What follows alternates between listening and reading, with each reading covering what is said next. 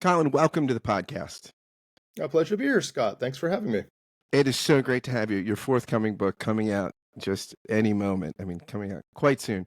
Nations Apart, How Clashing Regional Cultures Shattered America. You make the point pretty early on that the United States is something a lot more like the EU than it is like France or Italy with a story with a story of a sort of ethnic culture becoming a liberal democracy or something in the Enlightenment age. Yeah. And that sort of is the story of your book, how these nations, which you've done a lot of work, and we get into some of your past work, you sort of describe how these nations, these regional sort of places in the country that were all settled by really different groups of settlers, have different sort of ethnic and cultural stories. These nations basically play maybe the determinative story in understanding America, right? That this is if you really want to understand America, it's not so much left and right, blue or red, although these things are big, but but under all this are these regions that have their own stories, have their own cultures, have their own settling stories. Now, Founding values, ideals, religious traditions, history. Yeah, absolutely. Now, as a superlapsarian Calvinist, I really like the way my theological people come out in this story. But I just was beaming. I say, we're good people. I wasn't, because that's prideful and that's sin. Not everyone ended up being a Unitarian like Jefferson thought they were going to. Exactly. But can you just say a little bit about these nations before we get into sort of the policy dimensions in the book and some of the contemporary debates and how they frame out regionally and how the regions are sort of tearing apart the country in some ways? Can you just paint a little picture of the main outlines of the regions and how they make up this thing that's more like the EU than it is like a traditional nation state? Yeah, absolutely. I mean, this, I wrote about this in a work of history in 2011 called American Nations, the history of the 11 rival regional cultures of North America. And it made precisely this argument that Nations Apart is now building on. It's building on to understand now and the future and policy using data and stuff, because in the intervening years it's become a model used in academic work and elsewhere for understanding regional differences in the country. But yes, you've outlined it very well. It's that we're not a nation state and never have been. We're this federation of what can be thought of as stateless nations, and this is because this continent was, colonized by separate colonial projects that were rivals. The Puritans in New England and the aristocratic, gentlemen, lesser sons of English gentry who founded the Chesapeake country and the borderland. I love what you say in the book. These were people, a lot of second son types, like they're not going to get the big share in the old country, right? So why the hell not go to the Tidewater, right? And nobody, like every previous generation, your older brother gets, they're the ones who are going to get Downton Abbey. You're going to get nothing and, go be a priest or join the military or something, second, third, fourth sons. And so all of a sudden, though, the discovery of the New World meant you could contemplate creating a new manner in a new world. And so the whole venture in the Chesapeake country, in Tidewater, Maryland, and Tidewater, Virginia, and lower counties of Delaware, was to recreate the great country manor estates of the countryside in England. And the problem, of course, was very quickly that no one, in the context of the New World, no one wanted to be the serfs. So you had to figure out a problem, how do you solve that? So they first used indentured servants. And then by the end of the 1600s, they were shifting over to the example that had been created in the Deep South of having a race-based slave system. So you had enlightened gentlemen, like Lord Grantham, who think that, we're destined to rule because we're the smart people and have inherited the knowledge and stuff to govern, but be responsible for our hands and the people beneath us. But that Enlightenment set of ideals is all mashed together with the fact that they're running a slave system. Thus, you get fast forward to the Revolutionary period, and you have these advocates of the natural rights of man like Jefferson and Madison and George Washington who were all also slaveholders, right? So yeah, totally a bizarre situation. And you get But into the that before you go on with the region. I just want you. This is a backdrop of the book that I think is super interesting, right? Where there's lots of conflicting narratives, and one is that this vision in the Declaration is sort of for everybody, meant to be ever expansive. It's everybody's. And there's another vision that's like, oh yeah, let's not go. If that's a little too far, too fast, it's for some and people, right? not even it is. We'll go through the nations rapidly, but Yeah, let's go certain rapidly. regional cultures each have their they're their own countries, right? They each have their own traditions. The Chesapeake country were these manor lords. They're not creating a new world. They're trying to recreate the old one. It's inherently conservative. It's royalist. It's an established Church of England Anglican church system. And you go to Yankeedom, and these are people who literally believe that they're a covenanted people like the Old Testament Hebrews, that God has chosen them to do certain things in the world, and that they are there as a group to execute their Calvinist vision, and that they will be punished or rewarded as a group. That means that if the individual is messing up, it'll mess up for everybody.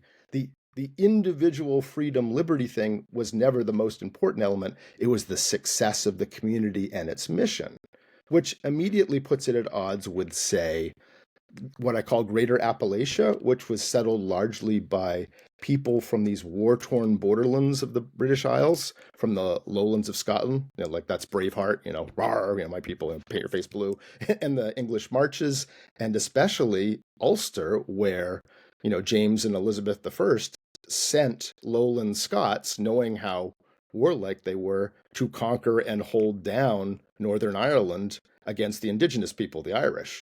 And so they're this warrior people, there are no reliable institutions where they are. You have to protect your kith and kin yourself through your own ferocity.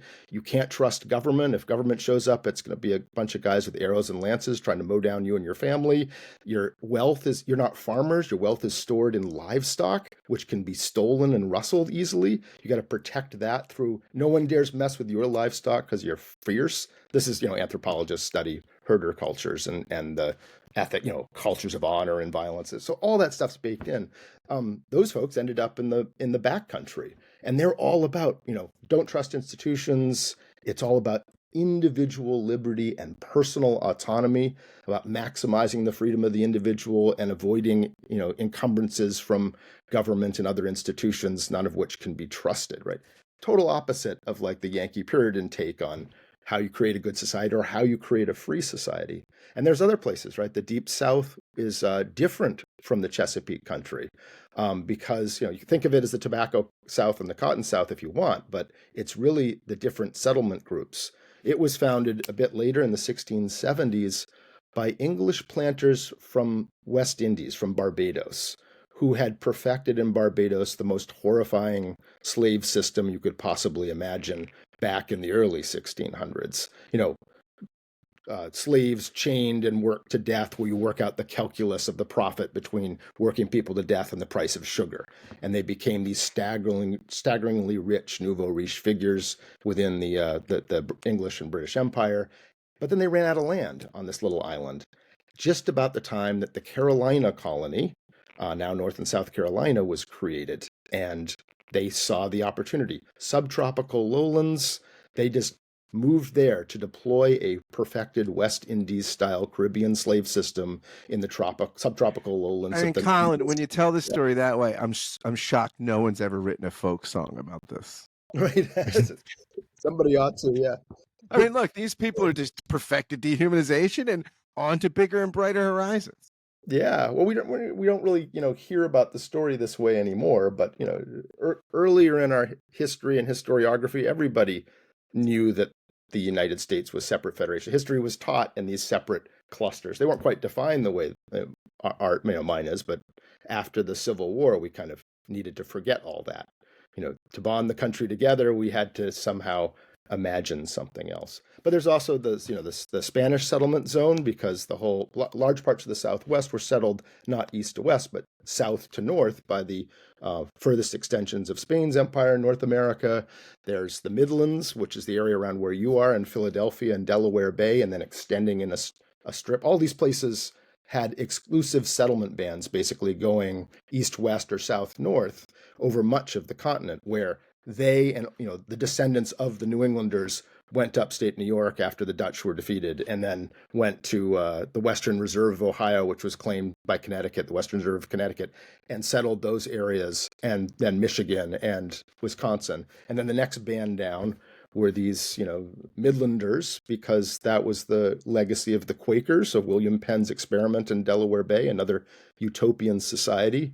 But, the Calvinists, the Puritans are Calvinists who basically believe, inside we're depraved and you got to keep an eye on everybody or they'll, end up with the devil. The Quakers are the other way around. It's the inner light, right? Oh, humans are fine, everything will turn out okay. That meant an open door immigration policy at a time when, you couldn't get into most of these colonies unless you fit these religious and cultural specifications. But in Philadelphia, the Quakers were like, oh, everyone come. And so the Scots-Irish came. That's how the Scots-Irish ended up, that they went to the frontier, the hearth of Greater Appalachia in North America's southwestern Pennsylvania, which was then the frontier. They came through the open gates of Philly and started this new culture that spread over a vast part of the United States. But the Midlanders themselves, the Quakers, were pacifists, open to people of all different religions and backgrounds showing up. By the time of the Revolution, Pennsylvania had a German plurality, not a British one, even though it's nominally a British colony. We were like an open border sort of place, right? It was multicultural. It's even more than that. Not only was it sort of open border, but the model was no ethnic group or religious group is in charge. The Quakers didn't seek to be in charge, and they were deposed after the Revolution because their pacifism led them to not choose sides, which didn't turn out so well. Couldn't you just imagine Trump talking about the Quakers being like, they let in everybody, the Scotch-Irish, they're eating the dogs and the cats. Okay, they're very bad people. These Amish people are very bad people. Very bad, nasty people, very bad. Absolutely. They don't drive cars. I don't get that. So but the reason all those people were there and concentrated there is that they were welcome there. And more importantly, because no one was in charge, the whole model was, oh, sure, come, bring your culture and your language and your church and keep it forever. You want to have a town that's Polish and you have your Polish church and your Polish newspaper and your Polish institutions, great. And next door there'll be, Lutheran Danes, and next door to that will be some German Pietist sect. And then the Shakers are over there and the Mennonites. It was a mosaic, literally culturally pluralistic. And you see this walking around Philly today. I mean, on Friday nights, my buddy and I, we go to this karaoke bar and you can walk the streets of Old City and see exactly what you're describing in a historic checkerboard, right? It's remarkable. Yeah. It's remarkable. You go to the countryside and you often still have the legacies of this town is this ethnic group's thing, and it goes this settlement man goes all the way out into Iowa and beyond. And Iowa's the same way. There's Pella, and it was set up by a Dutch Reformed, and it's still like the Dutch town. And then there's the town that was set up by a German utopian sect, and it's still a German utopian sect. And there's a town where my maternal grandfather was from, where everyone's Danish, and so on and so forth. Not the model of the greater New England Yankee space, right? There, you can come, but you must become like us, right? It's a melting pot. There's a mission, and if people who aren't associated with the mission and don't understand it come, the mission will fail. Therefore, we have to culturally assimilate people to our values. Totally different idea. I can't think of anything less delectable than a Calvinist melting pot. I imagine there's no paprika, there's no spices. Sounds there's exciting, nothing. right? Yeah, gruel. Well, imagine so Midlanders, right? One of the reasons that these settlement bands remain pretty mutually exclusive is because of cultural magnetism attracting or repelling different groups. Imagine you're a German immigrant and you settle across the invisible line in Ohio or something, and you're among the Yankees, not among the Midlanders. And what do you do on Sundays? You go to the beer garden and you do your thing right outside. And the Puritans are all, the Yankees are all freaking out because you're violating the Sabbath. These things just don't fit together very well often. And so you had this sort of sorting along these sort of invisible boundaries, because it would be too frustrating to live among those people if they're in charge, if I want to do this. So that kind of helped sort all the way through the 1840s, this sort of colonization wave staying apart. So there's the Midlanders and there's the Yankees. There's an area around greater New York City that was founded by the Dutch and retains the fundamental characteristics of Golden Age Amsterdam, right? That was New Netherland and New Amsterdam. And those were that basically imagine a Hanseatic city-state, right? It's a global commercial port plugged into the world. It's all about like freedom of conscience and inquiry and tolerance. I mean, tolerance of slave catchers, tolerance of escaped slaves. It's like morally neutral, but it's a whole commercial thing where anything goes, somebody can show up. And money, right? The Dutch were all about that. And Yeah. the Dutch did not attempt to be in charge. In fact, they didn't have self-government. It was literally the Dutch West Indies Company's corporate colony. Like it started as a capitalist enterprise in its very beginnings, and anybody could show up. So it was always a multicultural, multi-religious New York City, even when it was a village of 800 people at the end of Manhattan. And we could go on. There's, a couple other regions that were settled later, the interior West. Basically, all this cultural stuff fell apart because at the time of Euro colonization, the conditions were just overwhelmed the technology. So the only way you could settle there was through the pre-deployment of, vast industrial technologies, railroads, aluminum smelters and all that. So in that region, environment dominates over ethnography, just the interior parts that aren't part of the Spanish settled zone.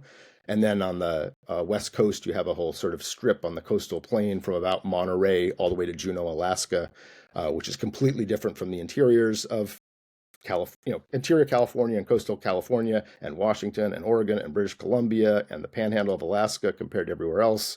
Don't agree on anything at all and totally agree with each other because those places were settled by sort of a combination of greater Appalachian people arriving overland from the Appalachian, lower Great Lakes states, the dangerous way, and they were dominating the countryside. And then the cities were being created by Yankees who were traveling by sea directly from Boston around the Cape through the storms in the Drake Passage to try to recreate, their errand in the wilderness. A light on the hill for the people of the Pacific to see, right? And it didn't end up a Yankeedom, but it ended up this fusion of utopianism. We can make a better world. Let's do it. But with this Appalachian emphasis on individual self-actualization and improvement, which is not very New England at all, right? New England's all about the group and the community. But there, you can, find your own self and, do all those things. So it's a very fecund combination. It's not surprising that zone, which in the United States is only like 25 million people, less than the population of Poland. Think of all the companies that dominate 21st century life on this planet now are all there. Amazon, Silicon Valley, Apple, Facebook, X, you could go on and on, all formed there because of this bizarre fecund combination of those two elements. Anyway, that's it in a nutshell. But that was the implications. That's the setting of the table for what Nations Apart does. Yeah, and your sort of a premise of your work is that it's built on some scholarship that sort of assumes that, look,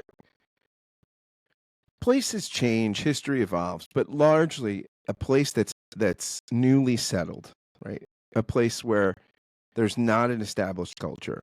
Right. No people or the previous people have been pushed out or killed by the colony.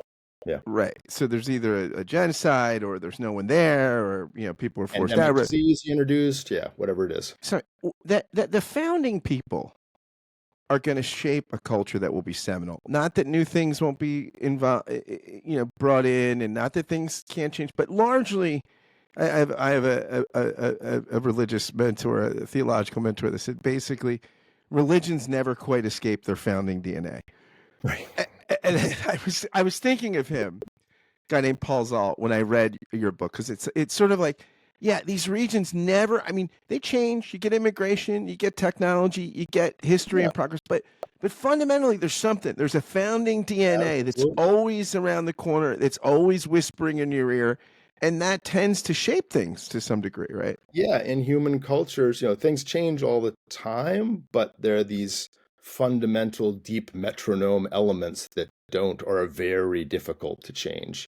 And yeah, you're absolutely correct. I don't think this would be the least bit controversial amongst anthropologists studying other parts of the world and the power of culture and how culture is transmitted from generation to generation or to newcomers coming in through, family and institutions and rituals and schools and, the stories you hear of who you are. That's how cultures get transmitted, and they have enormous staying power. What was, I guess, revelatory for a lot of people is to understand that there isn't an American United Statesian culture. There never was, because we're this federation. What we have are these fundamental, deep, separate cultures tying back to the rival colonial projects and their mutually exclusive settlement bands. And this is actually built, I didn't have to invent this, thankfully, from scratch. This is built on the late cultural geographer Wilbur Zielinski's doctrine of first effective settlement, which says, yes, that essentially in land that hasn't been, has been conquered, or the original people pushed out, or wasn't inhabited by humans, his question was, well, how does a culture get started in the first place?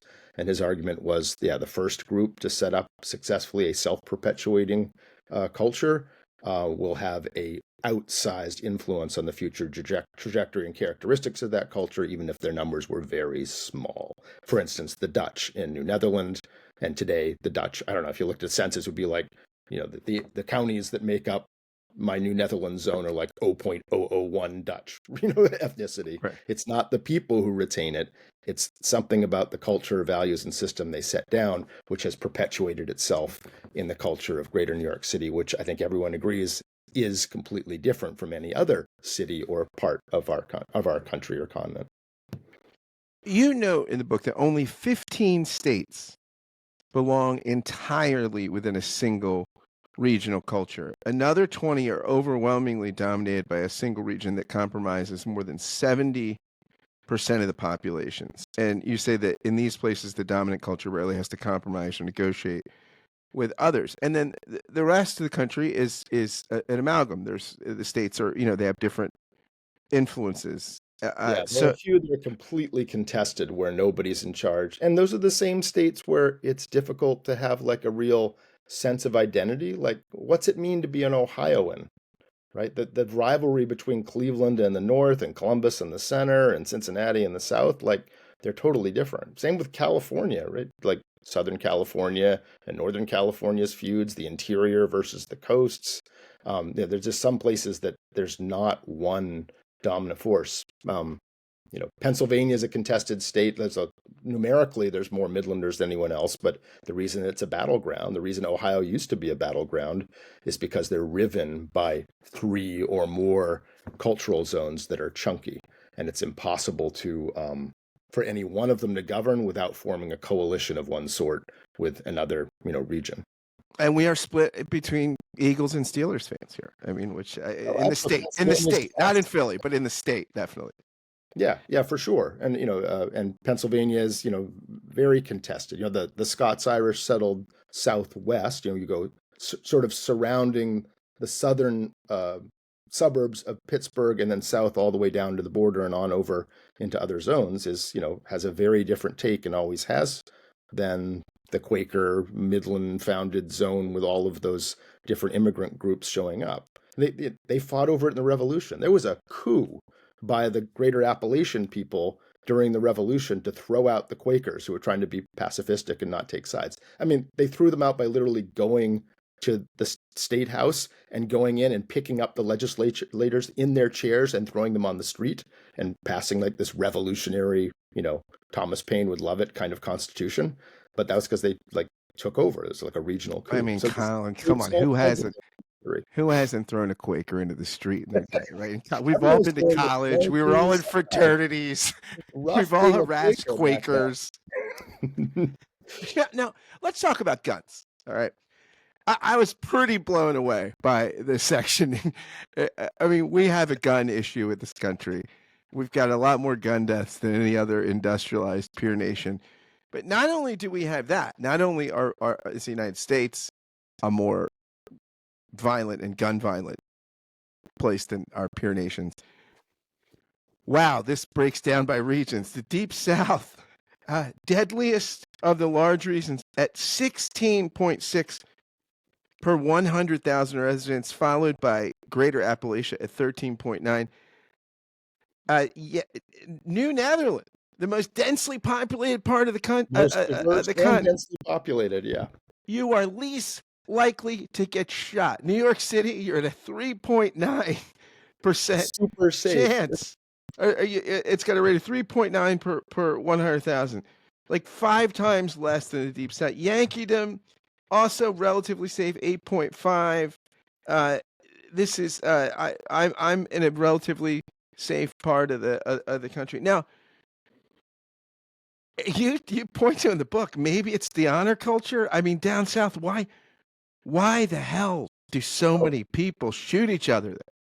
Everything, right? So I mean, we also parse this data, like in all the ways that the underlying CDC data could be parsed. So we compared just urban counties in, say, each region, in Yankeedom versus in Greater Appalachia. We just rural ones between them, just rich counties, just poor counties, just educated ones, just where the victim was white, just where the victim was black. And basically the gaps, the delta between these things did not go away when you did most of these experiments. And yeah, you're talking a difference between Deep South and Yankeedom, which are both massive regions, sprawling over sort of a third of the distance across the continent, and it's a 2-to-1 difference in per capita gun deaths. And it's more like what, 4 or 5 with New Netherlands, I believe. New Netherlands, gun homicide rate is like comparable to Switzerland's. It's totally different planets. Why? Because it goes back to these fundamental values that are completely different. Take Yankeedom and Greater Appalachia, 2 poles. Yankeedom, we talked about the No, look, Puritans. Colin, look, I've seen the Andy Griffith Show. They did not shoot each other in Mayberry. Right? They did not, did they? Like, because in Yankeedom, like, what are you supposed to do when somebody messes with you? A bully in the playground. In Yankeedom, and I grew up in New England, like, you're not supposed to, as a kid, go punch the bully in the face yourself and solve the problem. You're supposed to tell the teacher, right? And if you do the other, if you don't go to the magistrates and the authorities, you're sort of violating the cultural code, right? You don't take on these things yourself. Whereas it's totally the opposite in Greater Appalachia. If somebody hits you, you don't tell the teacher, you go, be a man or whatever, and go take them out yourself. It would be violating the cultural norms and maybe upset your family more likely if you brought in the authorities instead of solving it yourself. And that's because there's this deep underlying culture of honor that ties back to, in the Greater Appalachia's case, to those Scots-Irish settlers I described and to the lowland Scots who, again, you have to protect your animals, which are your wealth and your family survival and your family without any help from anybody. And the only way you're going to do it is no one, you're the mafia don, right? Nobody dares touch your car because they know it's yours, right? If anyone does mess with it, you have to just come down on them, beat the crap out of them so that you're making a symbol of them. That was the deep underlying, sort of code to keep yourself and your family safe. And it goes really, really deep. So the not just gun violence, but all sorts of aspects of interpersonal violence, per capita, argument-related assault rates, and but people's reliance on the death penalty, and willing to have eye for an eye justice. All these things are in honor cultures, and in, say, Greater Appalachia, are the polar opposite of in Yankeedom, where the ethos is to suppress violence, and that only the state and the institutions and the magistrates have a monopoly on it. They can do terrible things, but only through the adjudication of the institutional process of the collective people. No, you note something, that the Deep South is the most dangerous large region in almost every respect, unless you're black. If you're African American, it becomes one of the safest regions per capita, and a northeastern city or something might be a lot more dangerous. Why is that? Fascinating, isn't it? I don't know the full answer to it, but I found that absolutely fascinating. I mean, in absolute terms, the African American gun deaths or gun homicide rates are often like a decimal place higher than the comparable figure for whites, although gun suicide rates are half the white rate, which is also kind of fascinating. But in relative terms, yeah, it is much safer to be African American living in the Deep South than in the Midlands or Yankeedom for I'm not sure we know exactly the reason, but it raises important questions. Why is that? Does it have to do with, Sort of like having communities and safety in the communities in numbers? Does it have to do with a fear in a culture where it has a culture of honor that anything you do was going to provoke an incredibly violent response, so everyone's really careful? I don't know.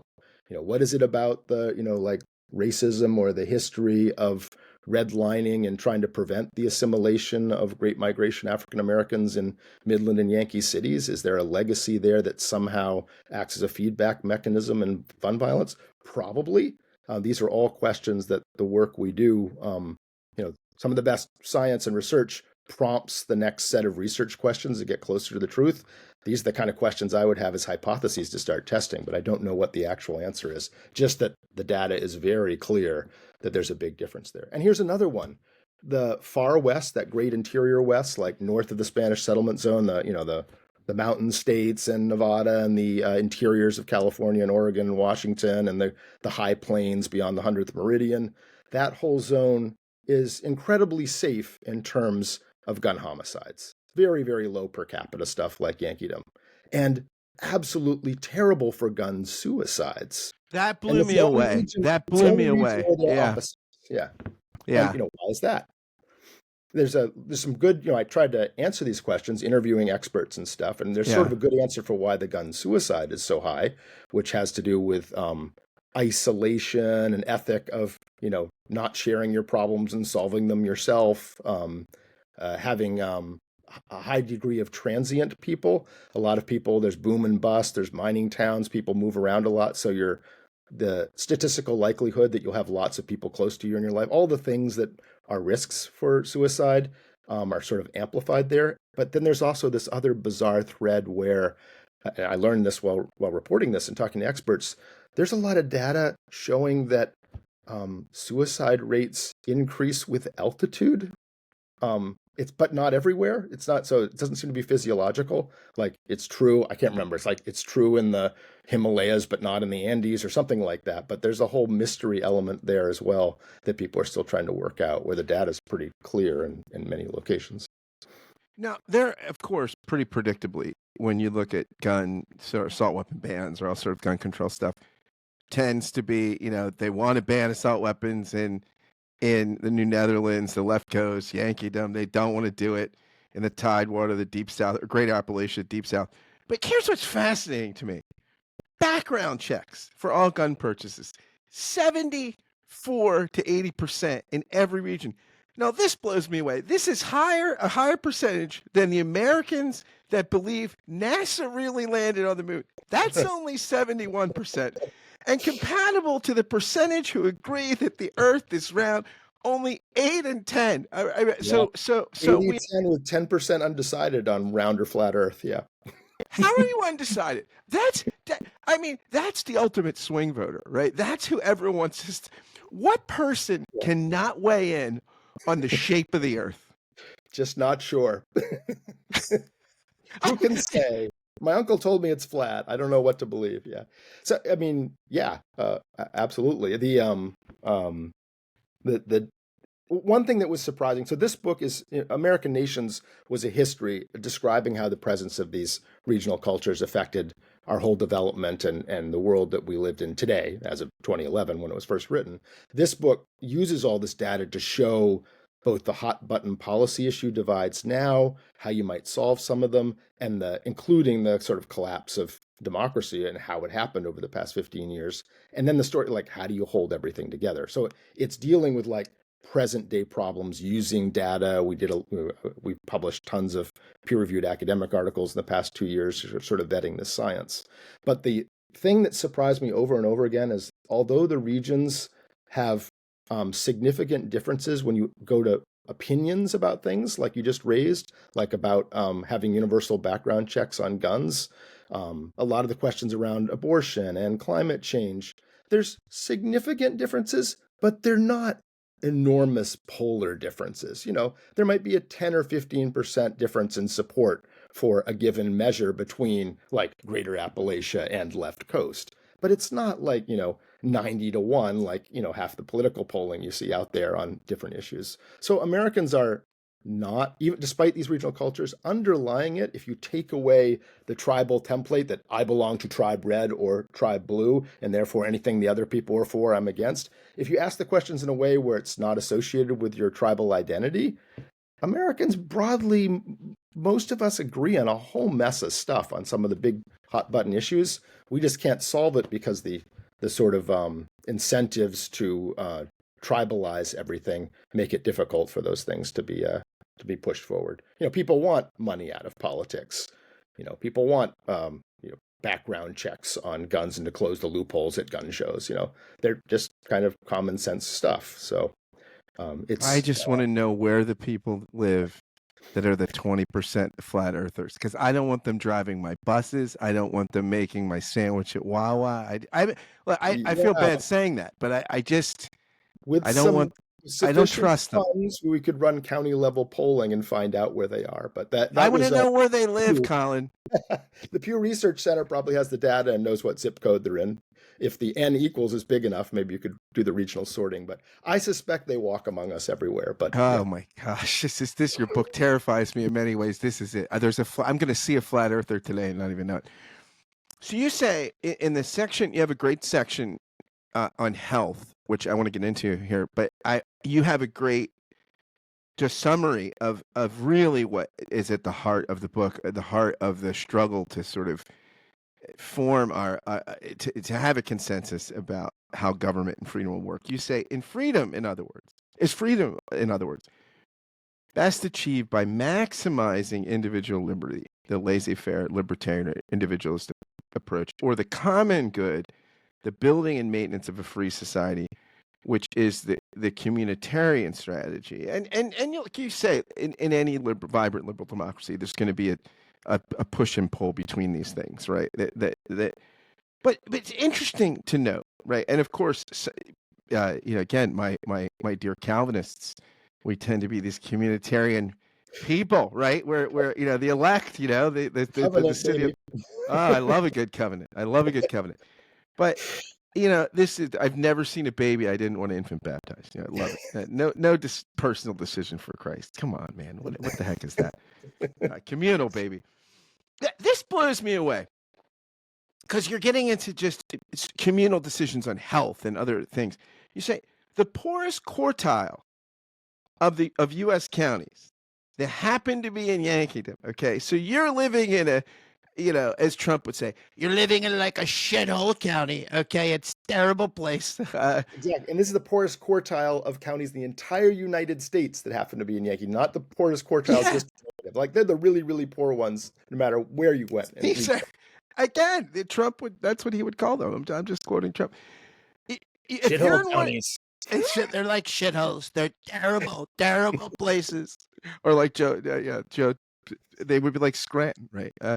The poorest of these counties, they happen to be in Yankeedom.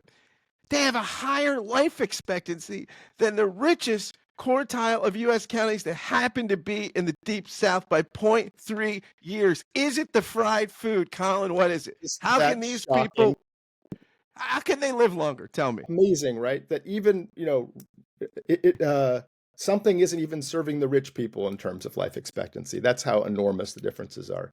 I mean, the answer, you point to this individual liberty versus common good, and that's indeed probably the most important cultural and ideological distinction between the regions, if you were to pick one metric. In fact, I wrote an entire book, American Character, about this battle between individual liberty and the common good within the context of the American nations, because it's so important. Like the struggle over how do you execute the American mission as set out in the Declaration, right? In our opening statement as a people, our mission statement. And that was to create a society where humans can be meaningfully and sustainably free, right? They have these natural rights, to life, liberty, pursuit of happiness, and accessing representative self-government. And how can you make that a possibility in a world that has had only despotisms for most of the history of civilization? How is that even possible? So the regional cultures are like one group, like Greater Appalachia and, for different reasons, Deep South and historic Tidewater, some degree Far West, said you do it through the way individuals are free is by maximizing the freedom of the individual, by making sure that government is kept, weak and can't mess with anybody, that you have your personal autonomy and nobody's constraining you with taxes and regulations and obligations that you don't want to enter into as a private contract yourself. So that's the kind of, culturally libertarian approach, I guess you might say. And then there's the contrasting one where, the Puritans we were talking about are a classic example, where the argument when it came to, we're going to, now that we've said the Declaration of Independence, we're supposed to create a free society. Their interpretation was, the only way to do that was to maintain and build the infrastructure, cultural and physical, that makes it possible for individual humans to be free and be free intergenerationally. That this is a incredible byproduct and construct of thousands of years of tinkering in human civilization to make it even possible for, starting in the 1700s, that people could even consider the possibility of a free society, that it's a gift, that you have to maintain the leveling mechanisms that stop an aristocracy from forming, right? The churches and libraries and universities and public health clinics and roads and all that stuff that makes it possible where if somebody's born to nothing, to poor parents or born an orphan or whatever it is, that they have a shot at achieving their natural right, pursuing happiness, of being meaningfully free. Otherwise, the big dogs will take everything, and over time, the individual families, that's the libertarian model, the deep Southern model in Barbados was, we had our free fight, and the best men won, and they were us. And to the winner goes the spoils. The big dogs get everything, and the little dogs die, or get out of the way.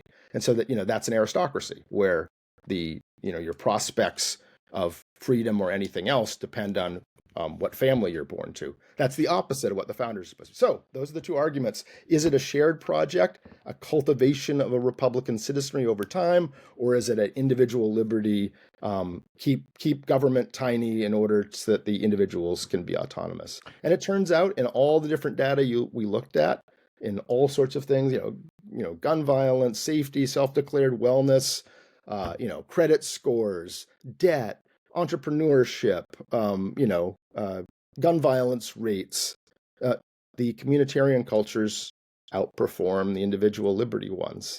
So for the Calvinists, you're saying that stat you just threw out there, like on life expectancy, even the richest places, if you're pursuing, like you're saying, the left coast, the poorest quartile of counties on the left coast, out in Seattle, Portland, 2.4 years longer. Higher life expectancy. You're going to live 2.4 years longer if you live in a That's poor kind of county in line, Washington State. Right? Yeah. Than if you live in the rich county in the Deep South. I mean, to put it as a bumper sticker, that's sort of like libertarian economics, kills, right? You'll live less time. You'll report being less wellness. You'll have more debt. You'll be sicker. You'll be more likely to get shot. You're more likely Colin, to have right. emailing all my friends in the Deep South today and telling them eat their greens. Right. but I'll tell you what, for the Calvinist, right, for these Yankeedom Calvinists, you might be a sinner in the hands of an angry God. You might be predestined to hell, but damn it, you deserve health care and a library card. Right. Well, we're creating our mission. If the mission, is to, create a society that works better now, and to do it, and that we believe that government is or should be an extension of ourselves, right? New England, the classic, we have these town meetings, like every town in Maine where I live, and Vermont, and all the, New Hampshire, and historically in Massachusetts, every town government is like a little republic unto itself. I mean, theoretically, a town of 800 can have its own schools and tax collectors and, legislative bodies and executives and all that. And it's all done in the small towns. It's still done in Maine through an annual town meeting where the residents of the town are literally the legislature, voting line by line on the budget items and appointing the administrators who will execute the town's will in the form of the select board. So it's like literally a direct democracy still. The government is an extension of us, literally, is the model. Whereas, in Tidewater and Deep South, there were never strong town governments. The county had everything, and the county was controlled at the county courthouse by the aristocrats in the county, the manor people. So, it's a total top-down system where government is not you, government is them, and trying to, take stuff from you and not give you anything in return. So the whole philosophy is completely different. And the historical experience with government and its how close it is to you and accountable it is to you, it's been totally different since the 1600s. You talk in the book a little bit about racism and health, and you're quoting a sociologist here called Jennifer Malott.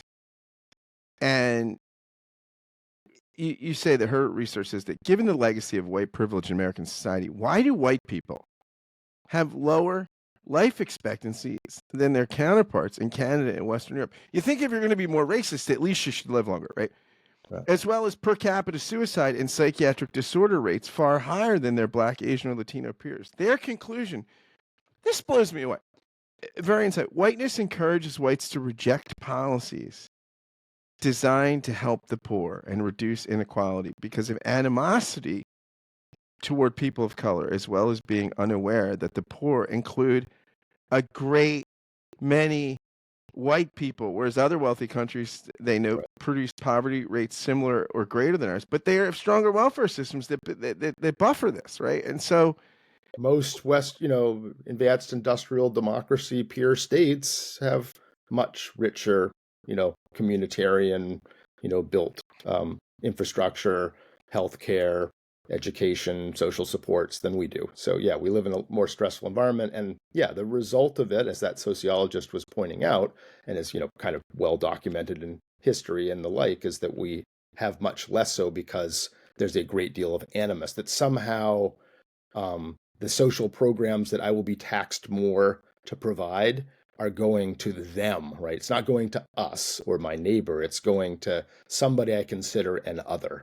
And race is often the big thing. I mean, but other times in our history, it's like, I don't want the Catholics to get my Protestant money. And, others can be lots of things. But in American history, the, racism against Black people was the biggest single chord through it all. And yeah, that feeling that you are helping the other, the undeserving other, has led our voters and polities to be much less generous than in many other countries where historically it was seen that these programs were benefiting everybody. And it's a little bit easier if you're in a country where people were broadly similar.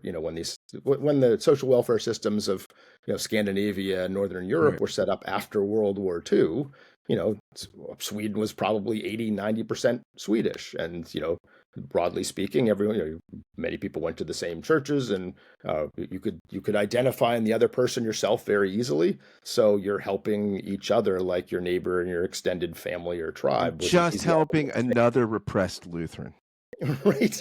Do you ever hear the story about the Midwestern Lutheran farmer that loved his wife so much, was so devoted in love with her, he almost told her one day? Yes, I've heard that one. Yeah. So yeah, anyway, you can see where it's going. And I think that the sociologist is onto something. I mean, there are many factors, but when I was earlier, I was originally a historian of, when I was young, I was a area studies expert of Balkans and Eastern Europe. I was over there before communism collapsed, and then spent my 20s in the region when it transitioned, and then came back to sort of like immerse myself in North America and learn our history and background, which led to these books, with my knowledge of like how humans tick in the Balkans and Eastern Europe, where history is obvious and the borderlines and legacies of empire, and the results of that today were really obvious. But when I first arrived at like the idea, everyone would say that race is, like fundamental to every aspect of the American story. I was like, yeah, sure it is.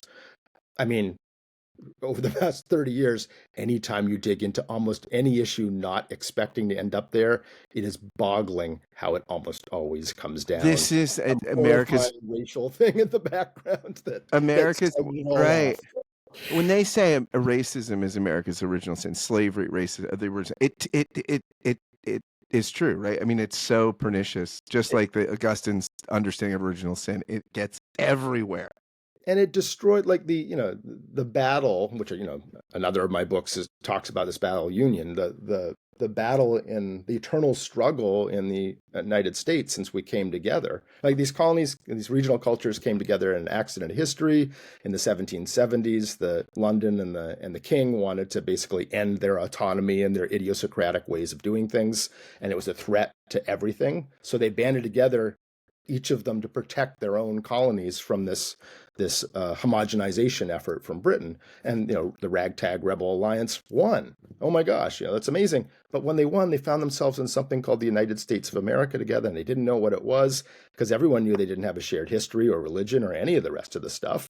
We asked somebody in 1800 what country you're from, they would have said, I'm a South Carolinian or a Massachusetts. Virginia, right? Yeah, yeah. And then so it wasn't until the 1830s when the country was starting to come apart because of slavery and differences on it and its implications for the natural rights of people and everything else, that we had to come up with a story, an answer for what it means to be a United Statesian. What's it mean to be an American? What's the purpose of the country? And that immediately became a battle between two powerful competing stories, advocated with a fury and heat and high stakes from the 1830s onward, between a civic vision that we are devoted to, where people who don't share bloodlines and religion and history, but what we do share is a commitment to those ideals in the Declaration, those propositions about man. And the other story coming out of the Deep South from a group of intellectuals was like, no way.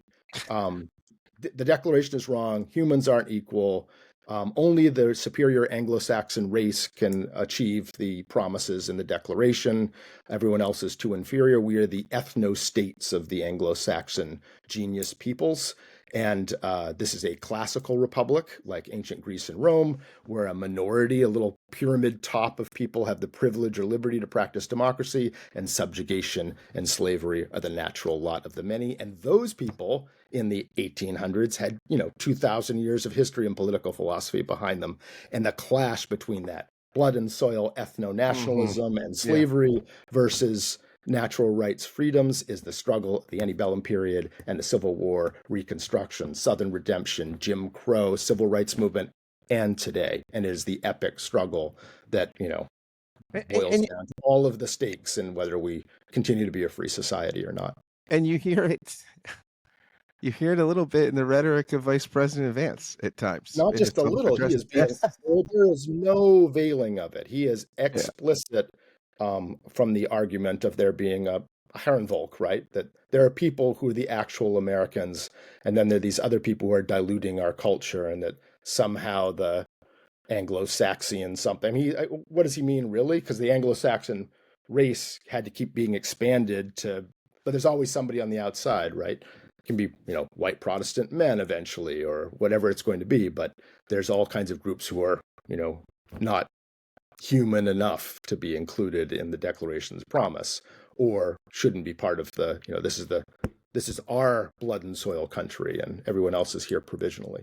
That's, it's lucky he came to this, bad, but it's particularly bad in a country where there is no dominant group numerically or anything else. So that is just a recipe for, violence and civil war. There's no way you can hold this country together based on that ethno-nationalist premise, beyond its immoral quality and betrayal of the, tasks we set out in the Declaration, and that, Lincoln charged us to commit to in Gettysburg.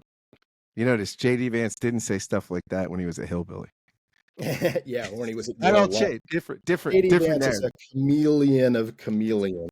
It makes him particularly reprehensible that you look back at his views keep shifting depending on his environment. And does look much better with the beard, though. I thought he that does make him. Beard's a better look for him. Definitely. You say in the. I want to get to national storytelling in a minute, but because I want to go back to a point, something you said, but you say though in this, just in talking about health and other things, you have this great summary statement. You say if laissez-faire economics was a panacea, the Deep South would be the wealthiest region in the country, and Honduras would be among the world's wealthiest nations. If high taxes and expansive services were destructive to economic performance, New Netherlands Yankeedom, and the left coast would be the country's poorest regions, and Scandinavia, the world's worst. It's just not the case. And yet these truisms are repeated, right? That basically big government will make you poor, and social services will bankrupt everybody, and you just cut, the invisible hand of capitalism or anything. And this is just, I mean, for whatever you want to look at, education, life expectancy, that's not the story your book tells. No. And I mean, like, as I wrote in American Character, like I mentioned that I was, started, in Eastern Europe. Like my junior year abroad in college, I was behind the Iron Curtain. And, communism was horrible, like the actual state communism. There's a spectrum, both in individual liberty and communitarianism. If you run to the extreme in either direction, like Soviet communism or Honduran and Guatemalan, the 10 families own everything, including the police and the army, and kill everyone else. Both of those are tyranny, right? If you run one direction, you get oligarchy and the end of freedom. You run the other direction, you get Orwell and, the Nazis and Stalin. So those are all bad. So, I mean, you get really extreme in either direction, sure, but logically, there's a balance point in the middle where those two essential forces of freedom, like individuals' liberty and rights being respected and the good of the community being respected, that's when your free society, your liberal democracy, small l, small d, is optimized. But we are so far now shifted into the individualism spectrum that, it's hurting us in all sorts of ways, including, I think, is the deep reasons that our democracy is collapsing. What's the richest country? Colin. Richest country in the world, like Denmark, and who also, when the like Cato Institute puts out their rankings of what's the best free market country in the world, it's also Denmark, right? It's not like you don't have to trounce on markets. There's a middle point that doesn't lead you to tyranny that's way off on the. But Colin. We're making America great again. Okay, come on. Sure. I mean, you know that. I know. Each passing day. There's so much great. It's so great. I get it. Remember when he said it? I am tired of winning. Yeah. We're gonna win so much. You're just gonna say, "Well, can we stop winning, please?" Trump, can we? Yeah, that's how I feel every day. We're winning. Cut him down. Yeah. So much. So you talk about textbooks, and you're in a section talking about telling the American story and figuring out, because we don't have this sort of shared history pre-Enlightenment, like if you're Italy or France or something, you have kings and culture and this, and then you have the Enlightenment and make a constitutional democracy, but you have this more monocultural backstory. We don't have that, right? So you got to tell a story, and you talk about one of the books, David Savio Muzzy's An American History, a book that was first published in Boston, and a lot of people didn't like that because of its just the kind of story it told about the South. Even though it accepted the neo-Confederate view of Reconstruction, it was a little too pro-North,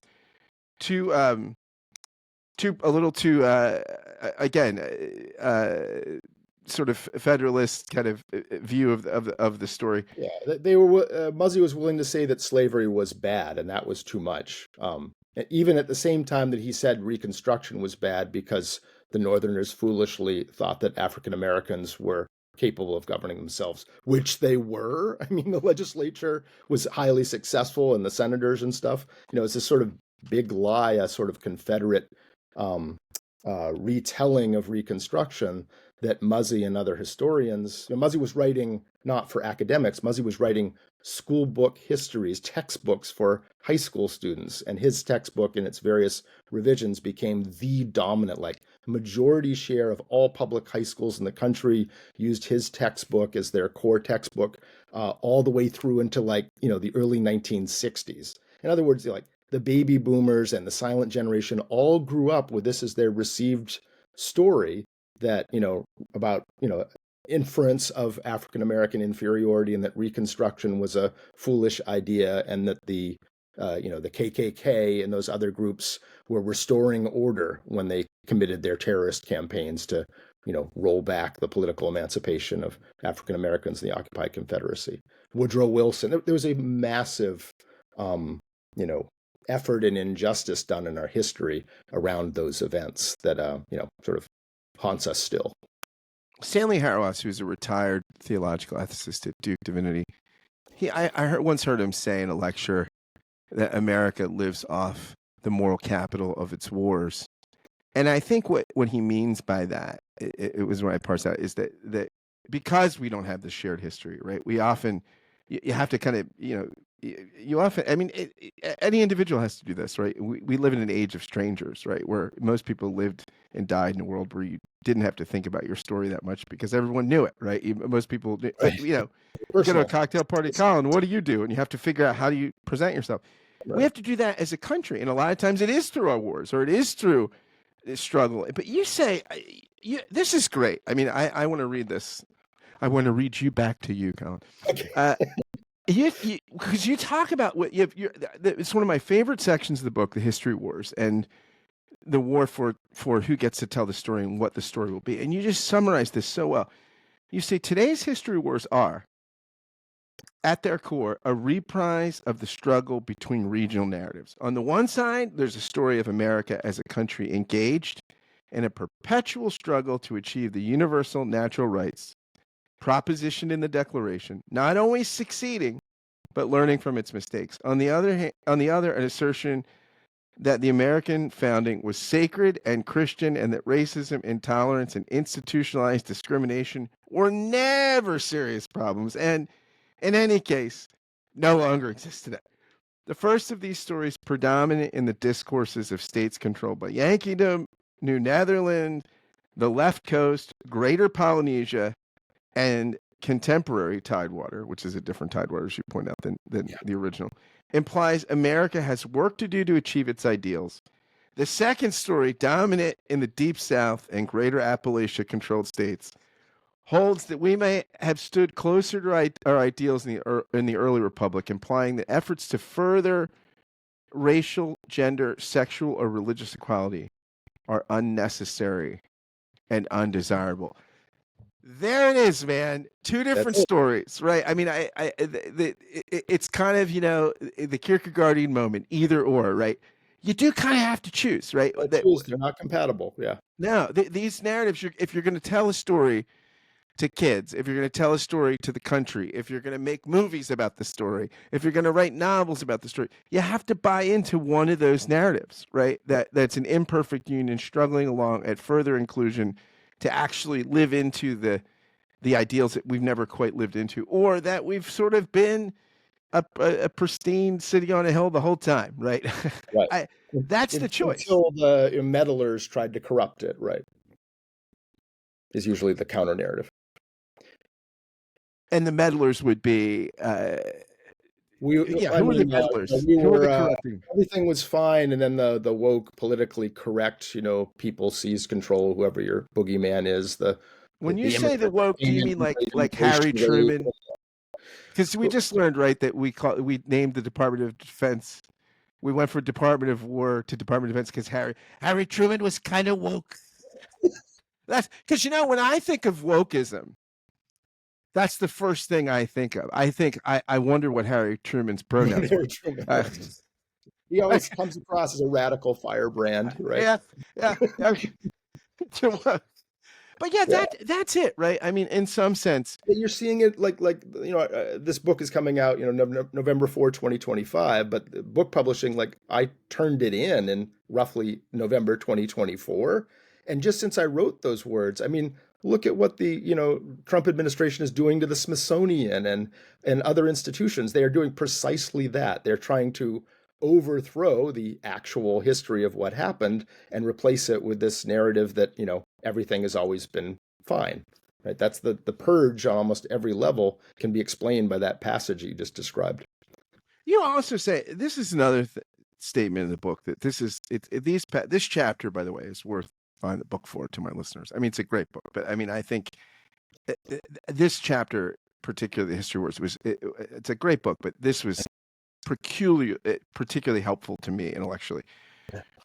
Because you say that our history wars have been raging for a very long time and show no sign of ending. Some of these stories, deep Southern ethno-nationalist authoritarianism and messianic Yankee civic nationalism, for instance, are impossible to reconcile. Others can coexist or even reinforce one another if people are clear-eyed about how they fit together. The Yankee story that we're a people on a mission to further human freedom is the vital prerequisite to the new Netherlander American dream and the far western frontier myth and the justification for Midlanders' cultural pluralism and Borderlanders' historic defense of individual liberty. It also legitimates the grievances of regions like El Norte, Greater Polynesia, and First Nation that were conquered in contravention of the ideals in the Declaration due to the Yankees' unfortunate embrace of the idea of divine destiny. We can, in fact, assemble a coherent history and with it a shared people, but only by recognizing and reckoning with our shortcomings. Hiding or lying about our fractured, complicated past doesn't foster American unity. It helps destroy it.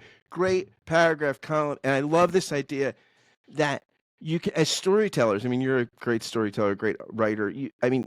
People that are good storytellers know that certain good stories can be expansive. They can incorporate other stories, other narratives. They're not mutually exclusive.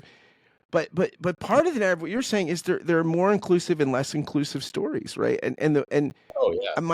And that you're saying, I mean, your sort of opinion, I think, here is that look, we've got to go with the more inclusive story. Again, a modern retelling of it, so that makes sense in light of our current moral sensibilities. But we got to make a choice, right, between the ethno-state story and the ideal inclusive story. We've always needed to make that choice, and if the United States or America means anything, it's that we're a people who made this sort of revolutionary commitment, this covenant to try to make the natural rights propositions in the Declaration a reality, right? That's the best story we have of ourselves, and the things that I think Americans, when they look back at history, are most proud of are moments when we've achieved that. When people in the outside world look at America with adoration instead of disgust, it's because we've furthered those same ideals. And we did a lot. We tried to perfect at Nationhood Lab, this project I run at Salve Regina University based on American Nations model and other work. One thing we did is to try to test and perfect a 21st century reboot of our national story of, who are we? Where do we come from? Where do we go? What's the purpose of the United States? Who belongs? What's our history mean? Like, do that all in one page that kind of lays it all out. And you include this in the book, right? I mean, you include some questions, some sample questions that you ask people, A or B. Yeah, this is a great section of the book. We pulled them on all kinds of things, and discovered very rapidly that Americans really do believe in the Declaration more than even the most politely put ethno-national adjacent constructions, like things intrinsic, we're built on heritage and history and, character, versus we're devoted to these ideals in the Declaration. All those questions were, roughly 60-40 with almost all segments and groups. But here's the most telling thing is we just put out a question in one of our polls. We said, hey, do you agree that we as Americans are duty bound to protect one another's rights to life and liberty and the pursuit of happiness and all that stuff in the Declaration? And I thought maybe that would be 60-40 too, because, really, I do what I want. I'm not responsible for your rights. 97-2 in favor. Our pollsters higher had than never the flatter. seen another thing that beats the shape of the earth. Exactly, which I bring up when I bring that up in my talks. I use the shape of the earth as a follow-up. I mean, 97-2 is like the most lopsided result our pollsters had seen on any question they ever asked. Because, like you said, even flat Earth or did man really land on the moon doesn't get anywhere near those numbers. Now, people's commitment when you stress test it may fall off, but as a general proposition, Americans almost universally believe, or somewhere in their subconscious believe they're supposed to believe in the Declaration. That's what we've got, and you will never find numbers anything like that polling for the ethno-national blood and soil version of things, which is 30-35% on a good day if you pose questions that sound okay, and the real hardcore ethno-national authoritarian bloc is like 20%. That is not a winning strategy if you're talking democratically or in popular opinion. So the Declaration and that version of history, the implications of the natural rights propositions in the Declaration, if that is your frame in history, your litmus test, how is the American story stacked up to the task we set out for ourselves? And if that's how you tell history, you're consistent with the Declaration. If you're purging all of that in favor of a stasis model that everything's been great the whole time, then you've abandoned the entire project, the entire American experiment. Colin, this book's coming out. You're going to be in a book tour, I'm sure, giving talks and all this sort of stuff. Does it weird you out? Like, let's say you're giving a talk to like 200 people at the Constitution Center or something, that 40 of these people could believe the earth is flat. And how many of them would admit it? Right? That's the big thing. Because statistically, I mean, they've got to be there. I mean, even sampling out for you're drawing a smart crowd, there's got to be a couple. Self-selection, but yeah, some will be among it. I mean, like I speak to lots of audiences of all sorts, and some of them would be conservative, leaning, not liberal leaning. I've spoken to evangelical groups, and I've spoken to financial industry types and all kinds of stuff. But and almost never is there anyone like outraged walking out when I'm basically saying the same things I'm saying to you, laying out the Declaration's purpose and the struggle with ethno-nationalism. Some of them like this, they haven't thought about this directly, but they may be a little skeptical. They may have poke back questions, but you don't have like outrage storm out of the room. This is nonsense denunciations from anybody. And then that some people in the audience are probably coming at it from a different set of assumptions. But it's really hard when you as an American in your heart of hearts to say to yourself, I oppose the propositions in the Declaration and the American experiment. It's a difficult thing to bring people to do. So we can work with that. You say towards the end of the book, America's democracy is collapsing. Part of me can't believe I'm writing those words, even though I've spent the past 2 decades engaged in the struggle to protect it. But they're true. Why is it collapsing? Why is this project to unite the 11 nations, the 11 nation state tribal regions? You think the project, its best days could be behind it, and the thing the wheels might be coming off? I mean, the wheels have already come off. The question is, we will not get ourselves back from the damage that's happened just in the past year or so for a generation. Can we restore ourselves eventually? Sure. Could we end up in autocracy and dictatorship in just a few years? Absolutely. The decision's up to us, but the fact is that 70% of us do not want to end up in that ethno-national authoritarian world. We just have this sort of like everyone needs to sort of like figure out a way to wake up and mobilize, because that 70%, it's Democrats and Republicans and independents. It's people who consider themselves liberal and conservative. Our language isn't even right for it. It's are you for the American experiment in achieving human freedom and natural rights of everybody, or are you blood and soil, authoritarian? That's the choice. And unfortunately, it's not framed that way in the media or anywhere else. So I mean, it's essential that we be able to move forward and unite in that frame. Now, how do we end up here? I mean, that shift from 1980 to now, we've shifted in all our policies, our tax policies, the way we govern, the way we finance campaigns, more and more into that individual liberty, individualism side of things. Less and less investment in ourselves and education and the communitarian programs that make things possible, and that is caused, as one would expect, a rising gulf between the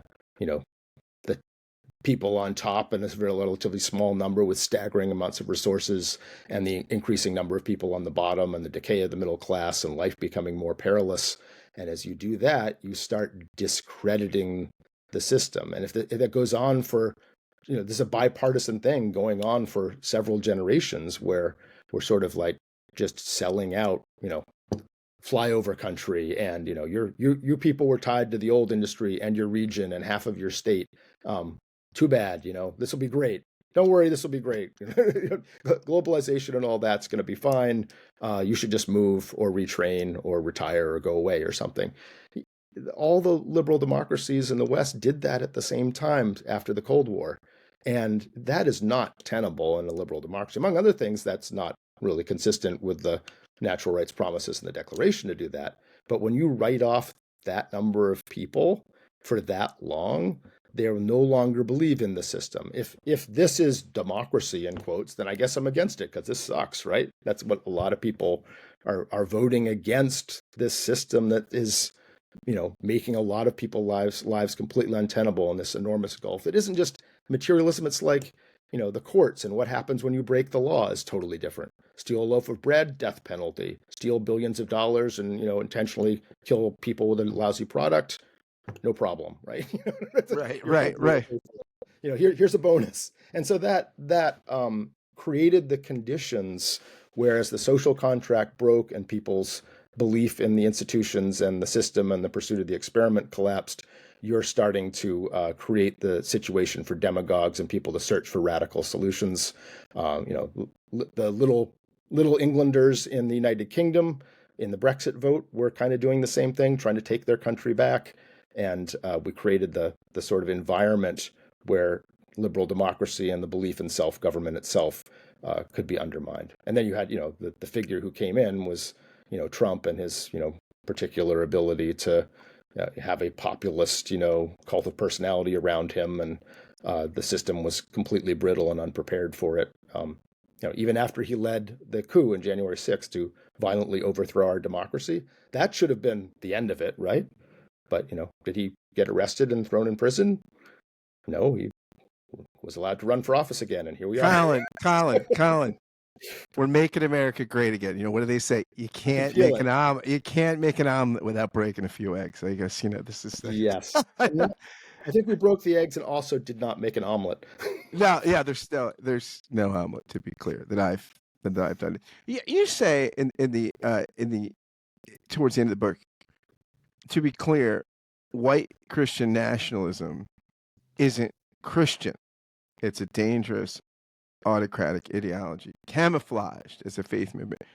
What about Christian nationalism that's not white, right? Like, what about people that are, I've looked at some Pew demographics, Pew studies, and African Americans and Hispanic Christians and stuff that say they want prayer in schools, the Bible as more important than laws and stuff. I mean, is Christian nationalism that's not ethnically oriented still problematic? I mean, you talk about this in the context of a chapter about slipping democracy. Do you make a distinction between white Christian nationalism and a broader and a different kind of Christian nationalism, or no? Well, I don't so much as those who study this and are experts in Christian nationalism make this distinction, which is why I have the distinction there. It comes out of political science and people who've been studying these movements. And there is, in the literature, they have discovered that white Christian nationalists are different and distinct in many respects from other people who believe that religion should be central in life, or maybe that we should be governed under religious laws. That white Christian nationalism is a coherent, it's not a religious idea, it's a political ideology that is particular, and also particular to being white and evangelical. So the topic, if we're identifying what is this movement, who are we talking about in those sections, it's talking about that specifically. So, I mean, are the others dangers? I mean, any movement, religious or otherwise, ethnically based or not ethnically based, that is opposed to the propositions in the Declaration, who doesn't think that humans have a sort of equal right to be sort of free and not be tyrannized and pursue their happiness as they understand it and have access to the government. People who want to stop those things for whatever reason. You don't belong to the right religion. My Bible or holy document that I think a society should be run by contravenes all of that. We should live in a patriarchal society or whatever, where only men or only people with blue hats or pointy ears or something, should have citizenship rights and everyone else shouldn't. Those are all incompatible with the Declaration. Anytime you have those are all not good for the Republic. And if, numerically organized and motivated to try to actually change things for all of us, then they're a danger, yeah. But at this point, reason scholars focus on white Christian nationalism is, unlike all those others, it is highly organized. It's a major component of that group of people in polls who are like down with ethno-national authoritarianism, who think history should be suppressed, who have anti-civic and anti-democratic values. The overwhelmingly biggest chunk of that block are people who would be categorized by political scientists as having this ideology. It's not all evangelicals, it's a subset of white evangelicals, but it's like a huge part of Trump's base, and it's a huge part of those who support, the kind of blood and soil attitudes that, J.D. Vance puts out. It's interesting, too, because you talk in the book about how white evangelical churches are actually a pretty good training ground for this kind of activism, that there's certain stuff in the culture that activism. I mean, this could be good or bad. I mean, but because compared to like white evangelical churches are essentially, most of them are decentralized. You can have they're almost competitive units, right? In theory, your congregation, your pastor or somebody charismatic who people were inspired by, and the way that they talked about God and their faith, and yours draws people in, like the actual individual pastor is the reason people aren't in the pews. And if they don't like it, they can go next door to a different church that's slightly different. Yeah. In other words, there's an entire market of competing units that are fighting over the consumer, and the consumer can choose between. And once you're there, you're all there together and can be it's entrepreneurial in its DNA. And it's because it's at the congregational level, you've already socially community organized a community that you will then deploy together to do things. It's like a perfect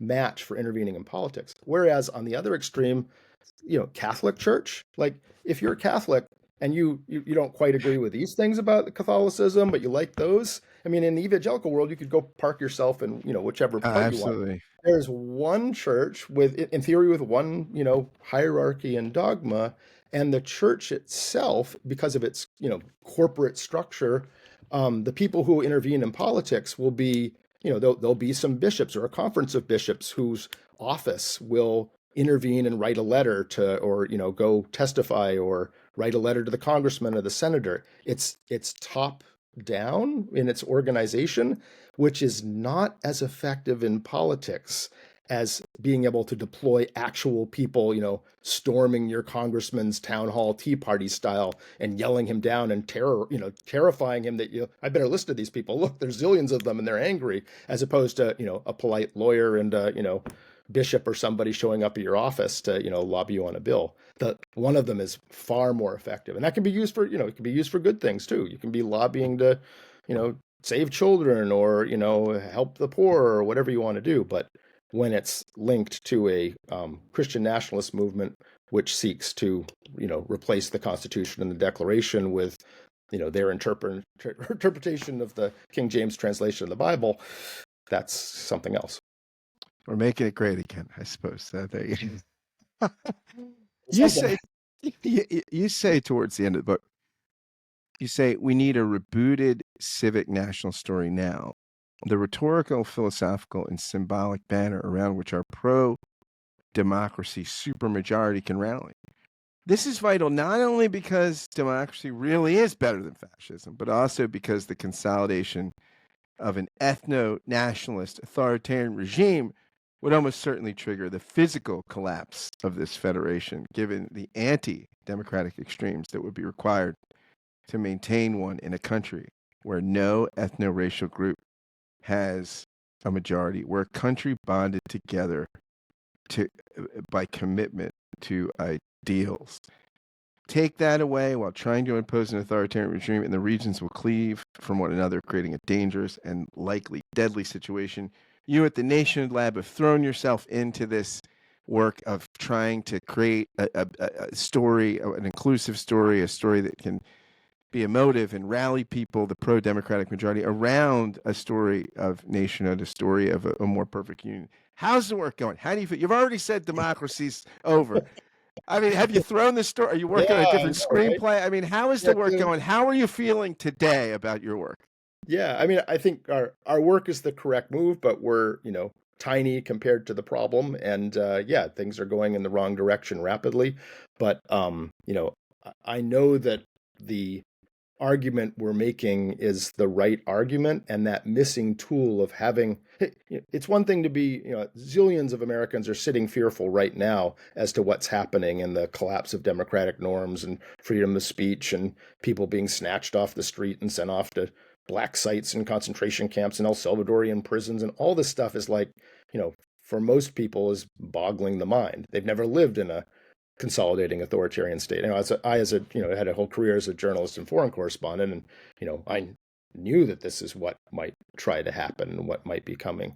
But how do you for you're seeing the playbook, right? This is like the second quarter. Okay, it's 2nd and 8. This is what you do at 2nd and 8, and when you're on your opponent's 40-yard line, following the playbook. But the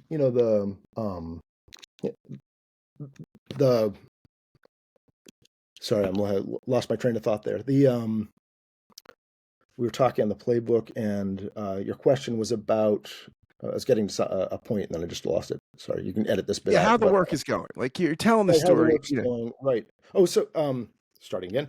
So it's not enough to just be against that, to be against, dictatorship and fascism is insufficient to pull together organizationally this supermajority that, it is Republicans and Democrats and independents and liberals and conservatives, all those labels. It's Liz Cheney to Liz Warren, right? Two congressional figures who have nothing in common except that they both really are actually devoted to the propositions in the Declaration.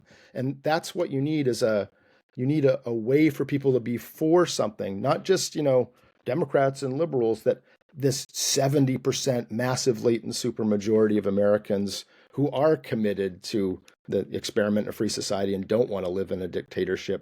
What is that story of why we're together and what we collectively in that expansive term are for? It's the Declaration, and you need ways to talk about it. So that's why we've hit on this. People respond. We're trying to share it with organizations that can make use of this in their own work, in all kinds of different realms. I was trying to get this project going a couple of years before it was able to get going, and unfortunately, I was right that this problem is coming rapidly. It would have much easier to have solved, 6 years ago, 4 years ago, a year and a half ago. Getting rid of an authoritarian regime once it's there is much harder than preventing one from coming in. Things will get worse before they get better, but in my gut, I feel like that latent supermajority of Americans, as more and more people realize, oh my gosh, this really is what's going on. This is happening here. When that finally, and as we're recording this, Jimmy Kimmel just went back on the air last night, and he's saying these things that weirdos like me have been saying. Authoritarian regime is consolidated. Now you have like the most milquetoast mass popular culture figure is saying this to the American people in an extended words on stage. He's absolutely right, but I feel like we're at a turning point where the sleeping giant is waking up, and this regime and movement is brittle and flimsy right now, and they've overextended themselves. If the American people wake up and say no, then all of the cowardly politicians and corporations and law firms and university leaders and stuff will see the tide changing, and they will shift too, and we'll get out of this. But it requires people to wake up, and we need that common story that puts concrete words into what all of us are for and the America that we want to see and why. So that's why we focus on this particular element with our efforts. That's our lane, because we think all the other things that need to be done to save and restore and improve our democracy and democratic experiment won't work as well unless you have this keystone that draws Americans together around what it is we're trying to accomplish. It's not making America great again. It's this, right? Achieving trying to achieve the ideals and promises of a society where individuals can be as maximally and sustainably free as possible. Colin, you're a great storyteller, and I can't think of somebody better to help with that work. I love your book, Nations Apart. I learned so much reading it. Thank you so much for writing it, for all the work you're doing to help us live into a brighter, better story. And thanks for coming on the show and talking with me about your writing. Thanks so much for having me. I've enjoyed this conversation. You've been a delightful interlocutor, and I hope the audience enjoys this as well. Pleasure was all mine.